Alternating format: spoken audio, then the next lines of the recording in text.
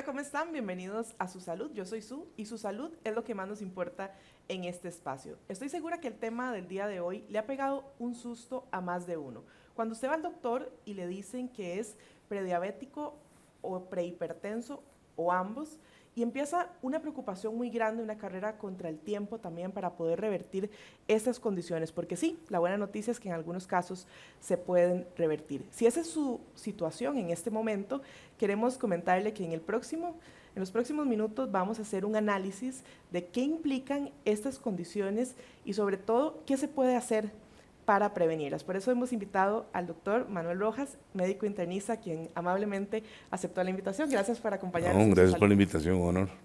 Doctor, yo sé que hay temas que en ambas condiciones coinciden, pero vamos a empezar primero con la prediabetes, para que todo quede súper claro. ¿Qué es exactamente ser prediabético? Es una pregunta interesante. Tal vez aquí lo que uno debería tomar en cuenta es que estamos hablando de la antesala para llegar a ser diabético. Y esta antesala para ser diabético, uno podría verla como de dos puntos de vista. Uno, desde el punto de vista de factores de riesgo. ¿Qué factores de riesgo tengo yo para que eventualmente pueda desarrollar una diabetes propiamente dicho? Y dos, ¿qué exámenes nos pueden decir que yo estoy bajo el diagnóstico de prediabetes? Entonces, si uno lo ve desde el punto de vista laboratorio, y una cosa muy importante, el médico no debe valorar solo laboratorio, debe valorar en forma integral. Pero si lo ve desde el punto de vista laboratorio, sería ya empezar a tener glicemias en ayunas para arriba de lo aceptable a nivel mundial. En este momento se acepta que no debería pasar de 100 miligramos por decilitro. Es decir, esos pacientes que empiezan con 108, 110, 112, esos pacientes están piqueando, están haciendo picos. Y esos son los pacientes que uno podría considerar desde el punto de vista de la diabetes como un paciente prediabético, ¿verdad? Evidentemente, cuando ya vemos una cifra y no estamos viendo a la persona, pues es diferente, pero cuando vemos la integralidad, entonces empezamos a ver qué factores de riesgo tiene el paciente. Y usualmente estos pacientes son sedentarios, son pacientes que no llevan una dieta adecuada, generalmente son dietas hipercalóricas, es decir, dietas en las cuales tienen un exceso de calorías que no están quemando, es decir, que no están siendo metabolizadas, que no están siendo utilizadas en forma adecuada por su organismo y que desde el punto de vista fenotipo quiere decir la forma en que uno los ve, usualmente son gente que tiene sobrepeso en forma significativa y si uno empieza a buscar en el examen físico, puede documentar algunos hallazgos interesantes, como puede ser lo que se llama la acantosis nigricans. ¿Qué es la acantosis? La acantosis es esa coloración oscura que aparece en cuello, que aparece en los codos, en las rodillas, en la zona suprapúbica, inframamario. Son colores, una coloración oscura y por más que se pase en jabón y lo que ustedes quieran, esa mancha persiste. O algunos empiezan a hacer lo que llaman cabecillas de vena. Todas estas son condiciones de que le hablan a uno de que el paciente efectivamente está migrando muy probablemente a una diabetes. Y aparte de esto, también es importante, sobre todo en la diabetes tipo 2, porque hay varios tipos de diabetes de los cuales vamos a hablar, pues la diabetes tipo 2 tiene una carga de heredabilidad importante, o sea, hay una predisposición. Entonces tenemos los padres diabéticos, si nosotros tenemos sobrepeso, somos sedentarios y todos los factores de riesgo que tenemos, más glicemias en ayunas que están haciendo picos, este paciente lo podríamos considerar como un paciente prediabético. Doctor, hablando específicamente sobre el tema de los exámenes de laboratorio, ¿un solo examen es suficiente para diagnosticarlo o es recomendable, no sé, hacer mediciones periódicas? Esa es una muy buena pregunta. Vamos a usar dos exámenes de laboratorio básicos. Uno es la glicemia en ayunas, es decir, el paciente se mide sin haber ingerido su desayuno y uno debería esperar que la glicemia no pasara de 100. Hay otro examen que se llama hemoglobina glicada. La gente le dice glicosilada, pero es glicada. ¿Y la hemoglobina glicada qué es? Porque eso es con lo que la gente habla de resistencia a la insulina y con lo que se habla de prediabetes. Eh, Vamos a ver, imaginémonos una manzana escarchada. ¿Cómo hacemos una manzana escarchada? Agarramos la manzana, le ponemos una paleta y la metemos en la miel. La dejamos un rato en el sirope y al rato ya el sirope y la miel se han pegado al glóbulo rojo. Entonces, con esta analogía, imaginémonos glóbulos rojos. En vez de la manzana, es un glóbulo rojo. Si el glóbulo rojo dura mucho tiempo nadando, circulando en sangre que tiene niveles altos de azúcar. Los niveles de azúcar se van incorporando al glóbulo rojo y esto es hemoglobina glicada. Entonces, ¿qué nos dice la hemoglobina glicada? Nos dice que el paciente durante varios meses está manejando niveles excesivamente altos de glucosa, para arriba de 100. Entonces es un factor importante. Entonces, ¿cómo barajamos estas dos cosas? Ve qué interesante. Por ejemplo, Susana el día anterior hizo una comilona, no respetó la dieta, entonces muy probablemente, y tras que eso llegó tarde, entonces se hizo el examen de ayunas a las 6 de la mañana. Bueno, este examen en ayunas puede ser que tenga niveles elevados de azúcar, pero cuando le medimos la hemoglobina glicada, resulta que la hemoglobina glicada estaba normal, porque durante las últimas semanas, meses, ella se ha portado bien, ha tenido niveles normales de azúcar. Entonces, la utilización de una en otra nos dice, no, este paciente fue solo una vez que hizo un trastorno dietético y Claro. transitoriamente se le elevó. Pero si ya persistentemente los niveles de glicemia en ayunas siguen estando altos, este paciente ya está migrando hacia una prediabetes, que también hay que diferenciarla de lo que es propiamente el síndrome de resistencia a la insulina, que son cosas que la gente a veces dice que es lo mismo y en realidad no es lo mismo. La resistencia a la insulina, que también tiene desde el punto de vista de examen físico los mismos hallazgos, la acantosis nigricans, el sobrepeso y los factores de riesgo de sedentarismo y demás. Pero resulta que en estos pacientes, vea qué interesante, el paciente come, todos comemos. Cuando nosotros comemos, viene glucosa en los alimentos. Esta glucosa tiene que ser utilizada por las células, porque las células de todo nuestro organismo necesitan azúcar para vivir. Así de sencillo. Bueno, esta glucosa no puede entrar directamente a las células. Para unirse a las células viene una estructura que se llama insulina, y vean qué interesante este dibujo, es como formar una llave. Tenemos la glucosa y tenemos la insulina. Y esta llave, ¿a dónde va? Va a unas cerraduras, unos receptores que tienen las células. Llega la llave y entra el receptor, se incorpora, gira la llave de la cerradura, se queda el azúcar adentro y se devuelve la insulina, se libera. Pero ¿qué pasa con el paciente que tiene síndrome de resistencia a la insulina? Son pacientes en los cuales por su sobrepeso o por sus predisposiciones metabólicas u hormonales, alguien les cambió la cerradura. Entonces viene muy bonita el azúcar pegada a la insulina, van a tratar de entrar al receptor, a la cerradura, y algún maldoso le cambió, no abre.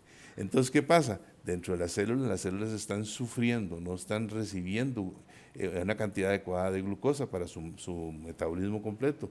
Y en sangre resulta que tenemos niveles altos de azúcar y esto es lo que va motivando ya que el paciente evolucione propiamente dicho a una diabetes. Interesantemente, cuando hablamos de resistencia a la insulina, ¿qué pasa cuando tenemos mucha insulina? Porque resulta que entra la insulina, no logra hacer su trabajo, las células están sufriendo, mandan señales de alerta diciendo, miren, no, el cerebro no me está llegando azúcar. ¿El cerebro qué hace? Empieza a comer, come más, si come más libera más insulina, porque el páncreas es el que libera insulina, empieza a liberar y liberar y liberar insulina. Entonces los pacientes con resistencia a la insulina tienen niveles muy altos de insulina en sangre. ¿Y qué pasa cuando la insulina es alta? Bueno, resulta que la insulina es anabólica. La anabólica, ¿qué quiere decir? Que aumentan peso. Entonces, cuando tienen exceso de insulina, el paciente está gordito, ¿verdad? ¿Y es lo mismo resistencia a la insulina que la diabetes? No. Imaginémonos una balanza. Entonces resulta que en estos pacientes aquí tenemos insulina y aquí tenemos glucosa. Usualmente el que tiene resistencia a la insulina tiene niveles muy altos de insulina, pero cuando le medimos el azúcar está normal, y por eso es que la gente se siente tranquila. Y miren, yo mido el azúcar y está normal, sí está normal, pero nunca se ha medido la insulina. Y este exceso de producción de insulina por el páncreas, este ordeño hacia el páncreas de insulina, paulatinamente va agotando las reservas de insulina. Y cuando se agotan las reservas de insulina, empieza a bajar la insulina, y al igual que en una balanza, el azúcar empieza a subir y va a llegar a una etapa de equilibrio. Ve qué interesante, que es la segunda etapa. Y esta etapa de equilibrio, mucha gente la llama de honeymoon, de luna de miel, todo el mundo feliz, porque la insulina está normal y la glucosa está normal. No, señores, ya estamos en la segunda etapa. Y se sigue liberando insulinas y se sigue agotando y agotando, y cuando se agota la insulina, se invierte el panorama y ya no tenemos insulina y tenemos azúcar. Aparece la diabetes. Claro. Doctor, tal vez si podemos hablar de las causas. Ya usted nos mencionaba que el estilo de vida básicamente es la principal, pero hay pacientes que no cumplen esas características físicas que ya usted mencionó y que son prediabéticos. Sí, por ejemplo, podemos verlo desde el punto de vista hormonal. Una de las causas más frecuentes es el síndrome de ovario poliquístico. Las mujeres que tienen ovario poliquístico tienen algunas características. Una de ellas es que cuando tienen, ¿cómo se llama? Hirsutismo, tienden a ser velludas, tienden a aumento de peso y tienden a a producir este fenómeno de resistencia a la insulina. Entonces, en pacientes con problemas hormonales de este tipo, aunque no cumplan el resto de los criterios, pueden empezar a hacer resistencia a la insulina o inclusive prediabetes. La otra causa fundamentalmente es evidentemente la carga genética. En todo esto hay una predisposición genética y entonces esos pacientes que ven que tienen familiares diabéticos, sobre todo cercanos, pues son los pacientes que deberían más cuidarse. Y si, como te digo, por historia clínica vemos que es un paciente sedentario, un paciente que no está siguiendo una dieta adecuada, y a la hora de examinarlo lo vemos que tiene sobrepeso importante, o tiene sobre todo obesidad más centrípeta, se llama. No es el gordito parejo, sino que el gordito panzón, el gordito de birra, que le dice mucha gente. Exacto. Bueno, porque tiene una circunferencia abdominal aumentada. Estos pacientes tienen factor de riesgo cardiovascular y también más factor de riesgo para eventualmente desarrollar una prediabetes. Doctor, la pregunta del millón, la que yo sé que se están haciendo muchas personas que nos ven en este momento, ¿cómo revertir la prediabetes? Porque se puede, ¿verdad? Indudablemente. Esto es interesante, eso es como, poniendo ejemplos con carros, esto es como llenarse un tráiler, que tenemos la chinga, que es la parte de adelante, y después el contenedor. Si el contenedor viene muy cargado, la chinga va forzada, ¿verdad? Si le quitamos el contenedor o le quitamos carga al contenedor, la chinga va jalando mejor. Bueno, ¿cómo se revierte todo esto? En etapa inicial, fundamentalmente corrigiendo todo lo que son factores de riesgo. Si éramos sedentarios, empezar a hacer actividad física. Y obviamente, actividad física controlada y con un tutor. No es que salgo a correr así porque sí, porque sí. También es peligroso. Sí, hay casos de muerte cardíaca súbita, hay gente que tiene problemas de fondo y nunca se ha estudiado. Pero actividad física es fundamental, llegar a un índice de masa corporal lo más cercano a lo adecuado. ¿Cómo se llama? Obviamente todos los factores que pueden afectar hígado hay que frenarlos, pues, hígado y páncreas, y aquí tenemos los tóxicos, y por excelencia el alcohol es un tóxico tanto de hígado como de páncreas, entonces también hay que limitarlo, y teniendo un buen control médico, el paciente puede reducir su riesgo de desarrollar prediabetes o diabetes. Hay medicamentos, múltiples medicamentos, que podemos usar tanto para el síndrome de resistencia a la insulina como para la prediabetes propiamente dicha. Y en este proceso, digamos, ¿es recomendable como estarse midiendo el azúcar constantemente o no es necesario? Ok, el monitoreo de la glucosa es una cuestión fundamental para el médico y para el paciente. ¿Por qué? Porque uno puede saber cómo está, si el paciente fue medicado, uno puede saber si más bien se le fue la mano a uno con el medicamento y más bien el paciente, como dicen, anda volando bajo, más bien anda con glucosas extremadamente bajas. Que eso tampoco es bueno. Que tampoco es bueno. O al revés, que no esté haciendo ningún efecto. Uno puede vigilar al paciente desde el punto de vista peso, desde el punto de vista de glicemias, desde el punto de vista de hemoglobinas glicadas.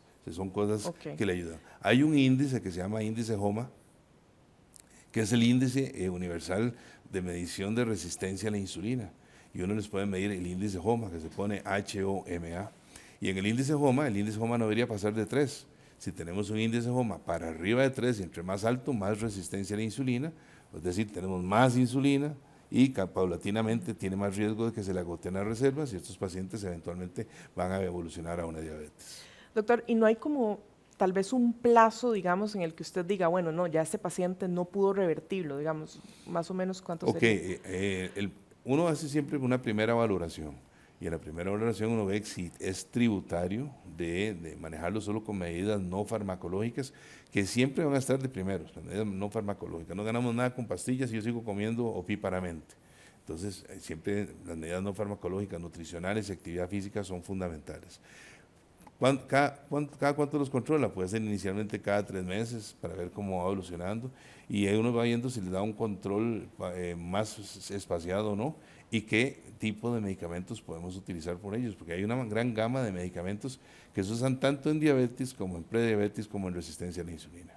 Perfecto, doctor. ¿Qué le parece ahora si pasamos a la prehipertensión? Que yo sé que también hay un número importante de personas que han pasado por ese susto cuando el doctor le dice, usted es prehipertenso. ¿Qué significa esto? Esto es una muy buena pregunta también. Vamos a ver, ¿cómo explicárselo? La presión arterial tiene dos numeritos. El número, digamos, 120/70. Bueno, ¿qué significa uno y qué significa otro? 120 es lo que se llama presión sistólica. Es la presión que ejerce el corazón para vaciarse, para enviar sangre a través de los vasos sanguíneos. Para que este vaciamiento se dé, tenemos una adecuada contracción del corazón y una adecuada dilatación de los vasos sanguíneos que no se van a oponer al vaciamiento del corazón. Si estos vasos sanguíneos empiezan a ponerse duros, menos elásticos, menos distendibles, más rígidos, ofrecen oposición al vaciamiento de la sangre. Entonces empieza, esto se llama desarrollar hipertensión sistólica. Que dicho sea de paso, la hipertensión sistólica aislada se le llama, es la más frecuente en el adulto mayor. ¿Por qué? Porque los vasos sanguíneos son más rígidos, más tortuosos por aterosclerosis y demás. Hipertensión sistólica. Y el otro numerito, el pequeñito, es presión diastólica, la presión de llenado del corazón, la presión que hace para llenarse el corazón. Bueno, entonces, ¿cuáles son las cifras universalmente establecidas? Lo ideal, el número perfecto, 120/70.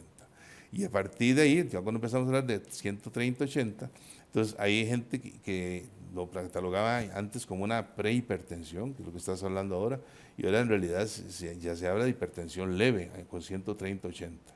Aquí es importante tomar en cuenta también factores de riesgo y ver que nosotros no vamos a medicar a un paciente por una sola toma de presión arterial. Te llega con 130/80 y yo le pongo la etiqueta de hipertensión, estoy siendo muy abusivo. Pero si ya tiene mediciones periódicas, seriadas, mire, la presión está persistentemente para arriba de esas cifras, entonces es importante. Lo más importante también es que hay medidas, también hay mecanismos para estar seguros de cómo se comporta esa presión. Como uno de ellos se llama el monitoreo ambulatorio de presión arterial, MAPA.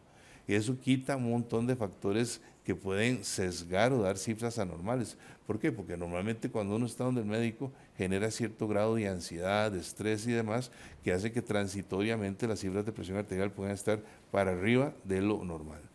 Otra cosa importante, si en la primera consulta no ve un paciente que tiene cifras muy elevadas, pues este paciente no vamos a esperar a ver cómo sigue la presión arterial. Si alguien llega con 180/100 hay que medicarlo, no decirle sígase tomando la presión a ver cómo está. Pero si llega a 130/80, 130/85, ¿será o no será? ¿Será un prehipertenso o será un hipertenso lábil? Bueno, veamos esto. En cuanto a hipertensión de bata blanca, que también la gente habla mucho, mire, es que cuando voy al médico se me sube la presión siempre. En esto hay dos corrientes. La primera corriente es que hay médicos que dicen, no, usted no, es solo cuando viene el médico, sígaselo tomando en la casa, y resulta que en la casa está normal. Entonces, que hay gente que dice que hipertensión por ansiedad. Pero aquí interesante, la otra corriente dice, bueno, quiere decir que cada vez que usted esté tenso, cada vez que usted esté ansioso, va a ser picos de presión arterial. Y no solamente cuando fue al médico, resulta que tuvo una mala noticia, se enojó en el trabajo, tuvo un frenazo, un encontronazo en la calle, en esos momentos va a ser picos de presión arterial. Y a mí me parece mal la segunda conducta. El paciente que hace hipertensión de bata blanca significativa, hace 150/80, 150/90, yo prefiero medicarlo. Porque no es solamente en la consulta, es cada vez, en cada evento estresante del día, probablemente va a ser picos de presión arterial. Cuando está tranquilo, está feliz, no tiene hipertensión, pero el resto del día sí. Doctor, este control de la presión que deberíamos tener para declarar un paciente ya prehipertenso, hipertenso, ¿por cuánto tiempo debería ser? Y quería preguntarle, porque esto lo dicen mucho, tómese la presión todos los días a la misma hora. ¿Esto influye de alguna manera? Es una buena pregunta. ¿Ya? Resulta que evidentemente nosotros no somos máquinas y de acuerdo a la actividad física, al nivel de ansiedad, que si estamos en la casa, que si estamos en el trabajo o si es en la noche cuando estamos dormidos, pues hay una oscilación de las cifras de presión arterial, tanto el numerito grande como el numerito pequeño, y que se mantienen dentro de ciertos rangos. Entonces, dependiendo de las cifras que esté presentando, si son levemente arriba de lo normal, 125 para arriba, 130/70 para arriba, digamos, este paciente uno podría monitorizarlo y decirle, bueno, tómese la presión durante X tiempo para ver hasta la próxima cita, o que puede ser al mes, a los 2 meses, para ver cómo se está comportando, mientras las cifras no estén pasando de esos niveles. Pero ya cifras más evidentes, 160/100, ese paciente es mejor medicarlo, o hacerle lo antes posible un monitoreo ambulatorio de presión arterial. Es que es un mapa, es simplemente le ponen un brazalete exactamente igual al de tomar la presión, va colocado con unos calcillos ahí al cinturón y el paciente se va a hacer su vida normal. 24 horas completas. 24 horas. Entonces, en la consulta le duran 10 minutos en poner el aparato y luego el paciente se va a trabajar. El aparato le va a tomar, dependiendo cómo esté programado, cada 10 o cada 20 minutos durante el día la presión arterial y en la noche, cuando está dormido, va a tomarle la presión como promedio cada hora. Ve qué interesante. ¿Quién le toma la presión a alguien cuando está dormido? Nadie, ¿no? Qué pereza despertarlo. ¿Ah? O el otro se enoja porque lo despertaron.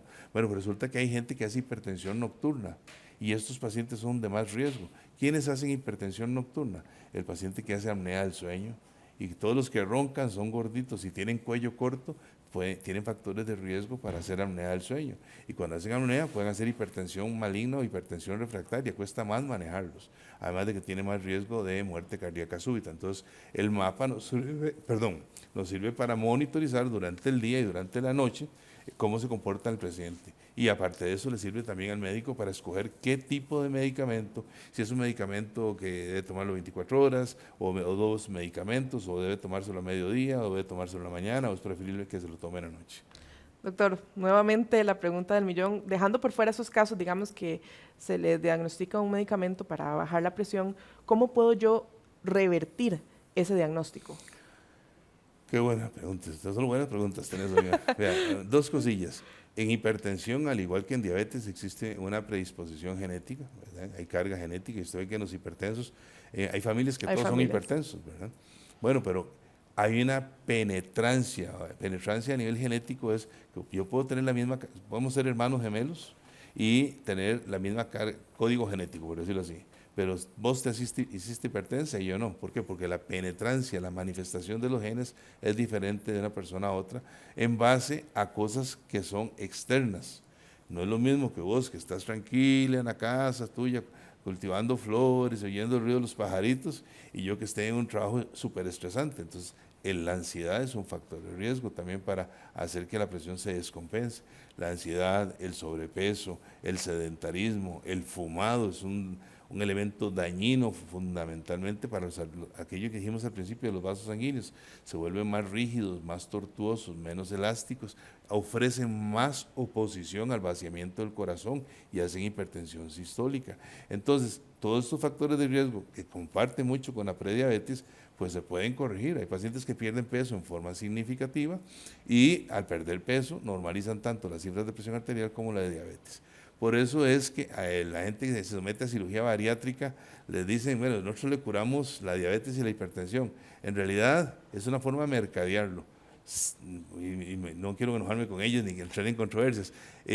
No le curan la diabetes ni le curan la hipertensión. El paciente sigue teniendo su carga genética y su carga para ser diabético y su carga para ser hipertenso.